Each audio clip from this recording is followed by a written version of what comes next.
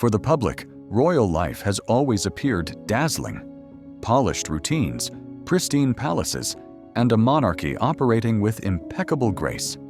But what lies behind the velvet ropes is often very different from the fairy tale we imagine. Sadie Rice, once a dedicated royal maid in service to Prince William and Duchess Catherine, has come forward at 35, revealing the unseen, emotionally taxing reality of royal service. Her story is not one of scandal, but of humanity.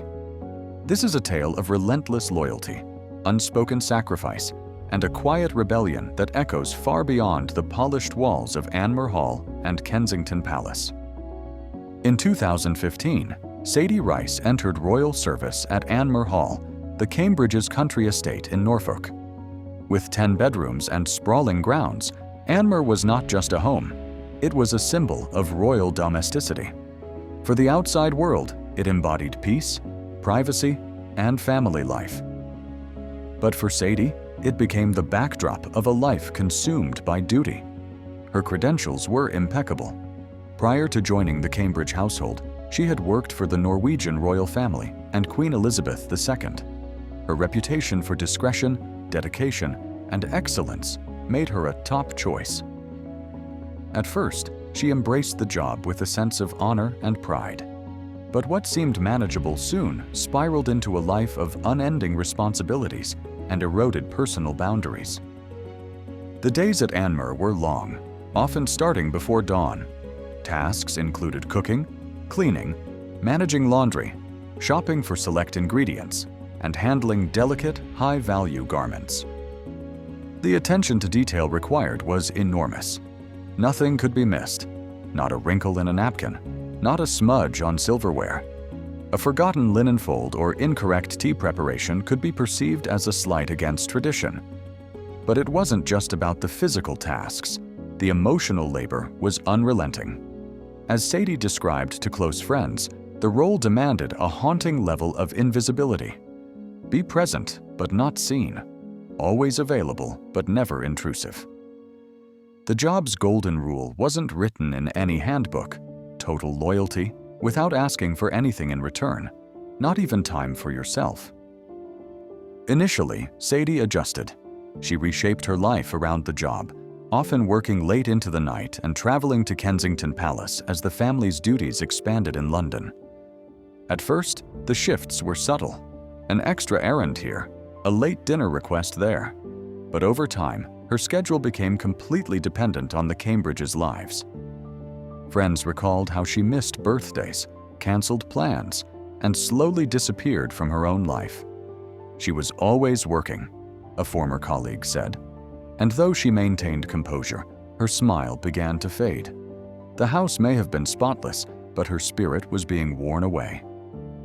By 2017, 2 years into the role, the glamour had long since vanished. Her once balanced life was now dominated by a job that gave little back. Sadie was no longer a professional. She had become a shadow, always hovering nearby, never fully present in her own world. Anmer Hall's grandeur couldn't shield Sadie from the emotional toll, and despite a salary that appeared stable, £35,000 per year, it hardly compensated for the total loss of privacy, time, and personal autonomy. Her value wasn't only in her hands, but in her silence, her invisibility, and it was starting to cost more than it gave. The job's expectations weren't documented, but they were enforced through subtle pressure. Staff knew not to question hours, not to suggest rest. Work-life balance didn't exist. Availability became its own currency. Asking for a weekend off, especially during important family moments, felt like betrayal. The very culture of royal service is built around emotional restraint and absolute commitment. Sadie had upheld these unspoken values, but in doing so, she had sacrificed herself. And this is the paradox of royal employment. It doesn't always come with cruelty. William and Catherine were, by all accounts, kind and respectful, but the system, the centuries-old traditions governing royal households, demanded perfection at a deeply personal cost. The issue wasn't abuse, it was burnout without acknowledgement. Eventually, Sadie made a choice that shook the palace quietly but firmly. In 2017, she left her post at Anmer Hall. She didn't leave in a flurry of drama. There were no public accusations or confrontations. Her exit was calm, polite, and final. Insiders suggest the Cambridges were surprised. Some tried to convince her to stay. But for Sadie, the decision was not about money or prestige. It was about reclaiming her identity. She had spent years serving a household whose needs came before her own, and now she was done. She gave everything, one palace staffer said. Now she's choosing to take something back. Even Prince George and Princess Charlotte reportedly noticed her absence. Children, more than anyone, recognize quiet care. Sadie hadn't just done her duties, she had formed bonds. But when she left, it wasn't just the children who felt her absence, it was the entire royal machinery. Her departure came during a crucial time.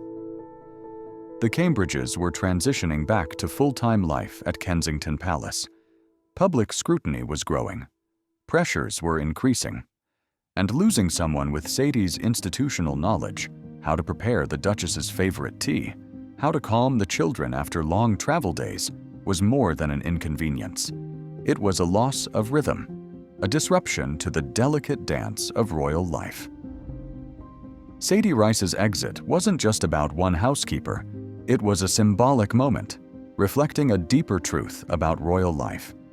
The system is built to preserve tradition, but that same tradition can ignore the human cost. The royal household is a machine, powered by the silent labor of people like Sadie. They don't appear in photographs.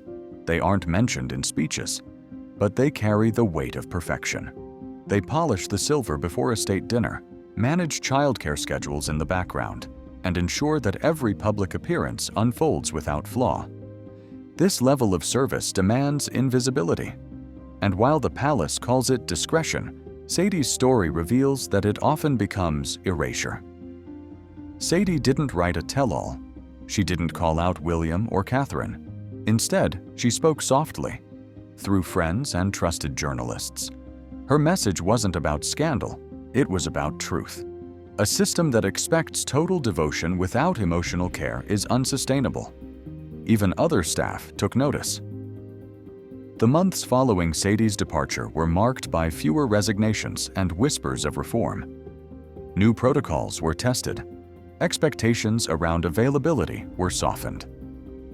Though the palace made no official acknowledgement, Sadie's choice triggered reflection. The truth is, the monarchy relies on a workforce that rarely receives recognition. But the younger generation, especially Gen Z and millennials entering royal service, has different expectations. They value mental health. They believe in work-life balance. And Sadie, in her quiet exit, gave them permission to ask, is this sustainable? In 2023, Sadie finally stepped away for good. The transition was jarring. After years of controlled routines and protocol, her first days of freedom felt surreal. But they were also healing. She reconnected with family and friends. She began to reclaim time. For the first time in years, her day didn't revolve around someone else's schedule. And with that came clarity. She didn't leave because of them, a friend emphasized. She left because of the job. Sadie's departure wasn't personal. It was systemic.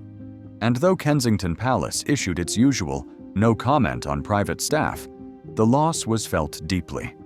The royal family didn't just lose an employee. They lost a memory keeper, a comfort provider, and a loyal presence.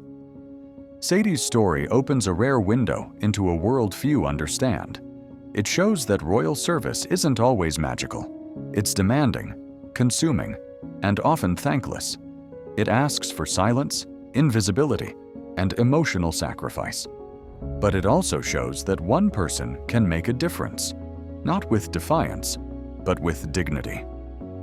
By walking away, Sadie didn't dismantle the monarchy, but she reminded it, and the world, that loyalty should never come at the expense of self. Her choice challenges a powerful institution to evolve, to make space for compassion alongside duty, and to honor the people who keep its traditions alive. Sadie Rice may have left her role behind, but her impact continues. In every corner of royal service, her quiet rebellion whispers, "We matter too."